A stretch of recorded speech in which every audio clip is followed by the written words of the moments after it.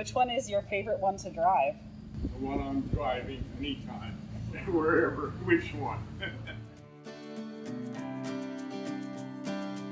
This is Irénée duPont Jr. talking on August the 28th, 2020. You asked me about some cars. I think the only unique feature that I have to talk about is that I have 4 cars, all of which were new when they came into my possession, and they're still in operable condition now, many years later.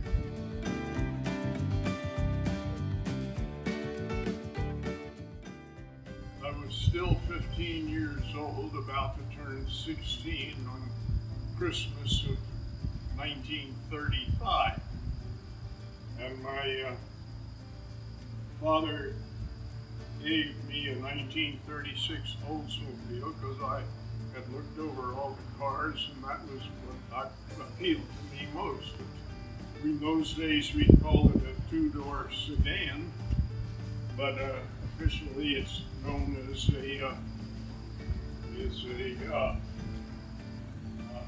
touring coupe.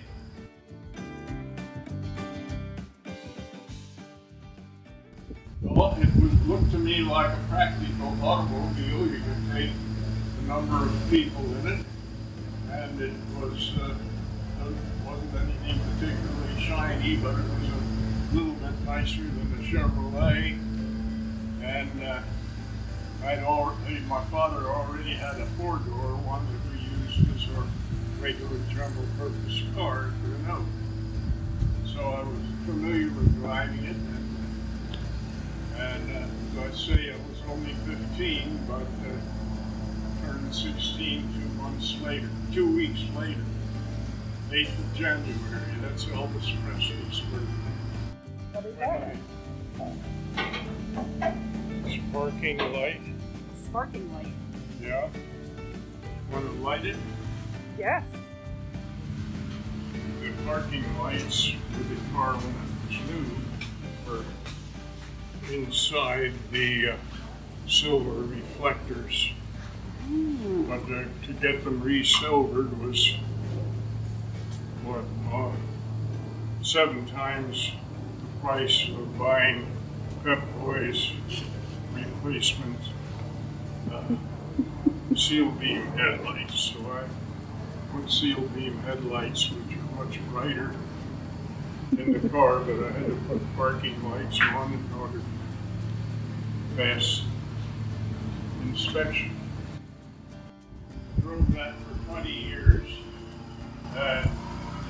High school, college, marriage, and working at various plants. I worked for Ranger Aircraft Engines for 3 years when I got out of school. This was part of getting to and from work at Ranger during the war on an A ration and a C ration. Then it got to smell pretty bad because the dog lived in it.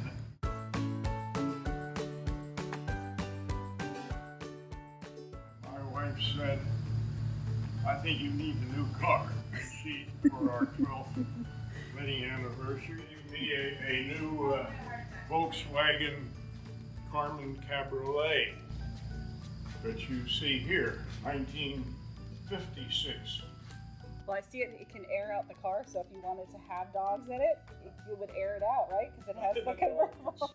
I drove this one for 23 years because it was so easy to maintain. You could get all the parts you needed either at J.C. Whitney or at the junkyard. And it has junkyard, a lot of junkyard stuff in it. Like what? Engines. The original engine, what's left of it, is up in my shop, ready to put in. It's ready to go. Other junkyard engine parts. I had it out on the porch and cranked it up with a quick wrench and made it start. ready to go, but the one that's in it looks so nice and does have it. Well, that I drove, say, for 24 years. Got a job with the DuPont company or my job with the DuPont company turned into one where I had to take customers once in a while. And this didn't look like an appropriate car to take DuPont company customers. I went out and bought a brand new Chevrolet. It was a bottom of the line. It's a 1980 Chevette. That I only drove it 19 years. It just was a lot of fun, but not good enough. And by that time, I had some money to spend, so I bought a new Oldsmobile. And it's a house because it's my current driver. Very cool. And that's got 21 years on it. And they just turned up 180,000 miles.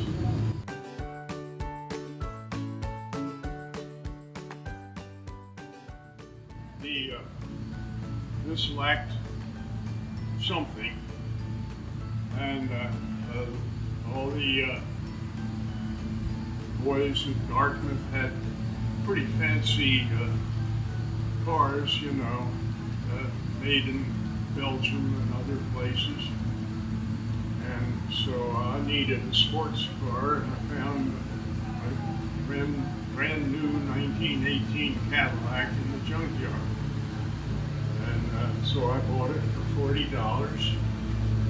And that really served a lot of purposes, and including attracting the girl that I had met at Dartmouth. The father ran the Hanover National Bank, and she liked the car, and she agreed that she could marry a guy that would drive that car.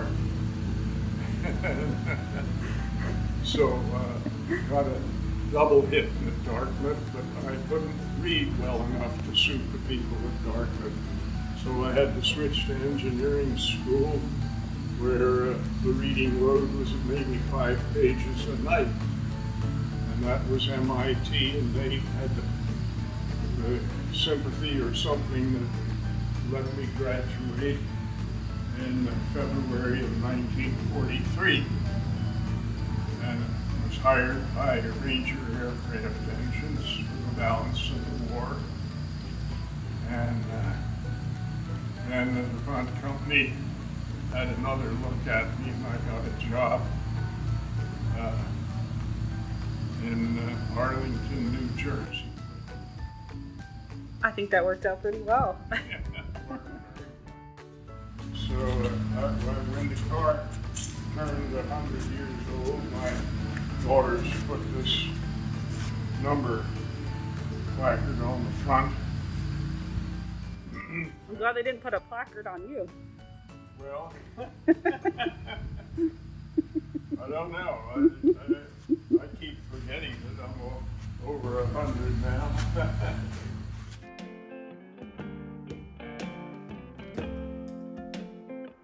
Has accumulated a number of Buicks over the period of time. And they bought a parts for Buick and found that the engine would run well. It was a perfectly good car, except all it needed were new wheels and what else? Anything else that you put in it? I don't know. Well, put lights and Lights and yeah, lights so we could license it. That's important. So I agreed to rent it from him, and my payment would be to house it in a heated lot. 1918 Buick Phaeton, is that the proper term? Yeah, I think you're Phaeton or Touring. I'm not sure which term they used in 1918. Yeah. Well, in any case, when the owner takes it to a car show where people are showing off $250,000 and $500,000 restored cars. All the attention seems to focus around the parts car that runs well. Tell me more about these seat covers. Those are feed bags. They work? Yeah, I'd say they're rather handsome seat covers. Take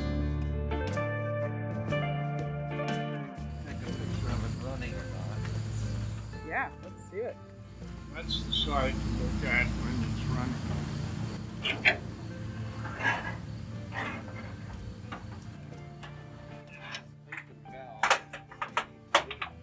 Lubricate them with the oil can that's over there.